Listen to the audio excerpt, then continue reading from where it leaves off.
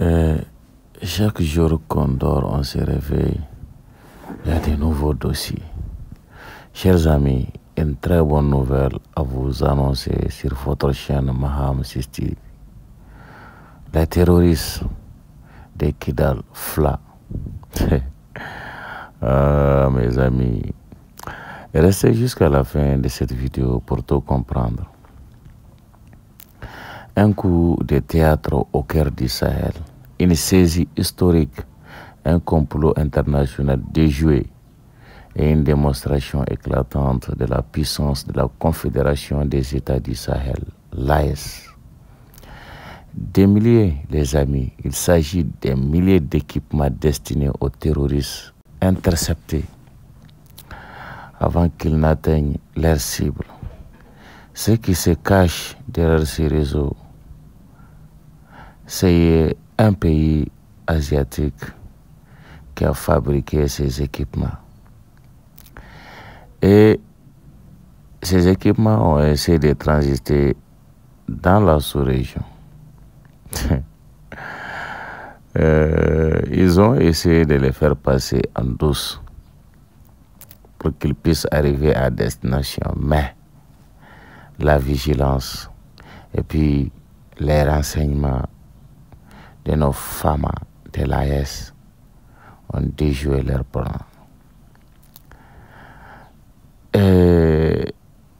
L'état-major général des armées du Mali a frappé très fort.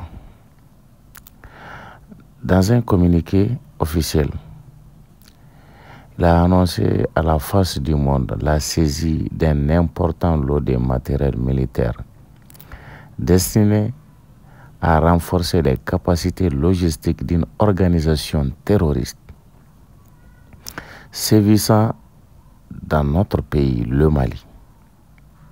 Ce n'est pas seulement une saisie, c'est une démonstration magistrale de l'efficacité du renseignement et de la solidarité au sein de l'AES. Voici en détail ce qu'il s'agit sur le matériel. Le détail du matériel intercepté, je vais vous citer. Il s'agit de 20 canaux pneumatiques avec leur appareil de gonflage, sans doute destiné à faciliter la mobilité rapide des terroristes sur les plans d'eau et les zones inondables. 4000 turbans, des accessoires souvent utilisés pour camoufler leur identité dans les déserts. 3280 paires de Rangers, du matériel de terrain robuste adapté aux longues marches en zone hostile.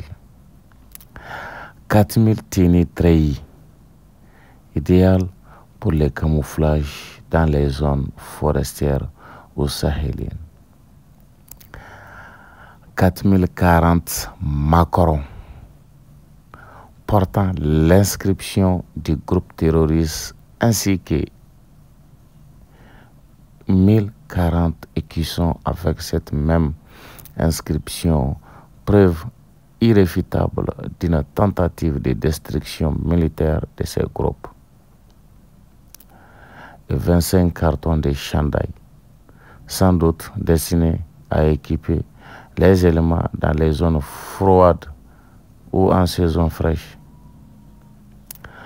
Tous ces éléments étaient donc destinés à appuyer la logistique d'un groupe terroriste FLA.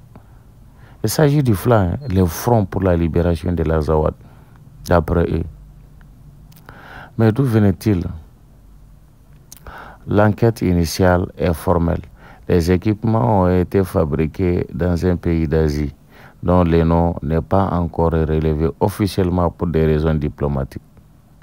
Ensuite, ces articles ont été expédiés dans un pays de la sous-région, sans doute complices ou infiltrés pour être ensuite transférés vers le Mali.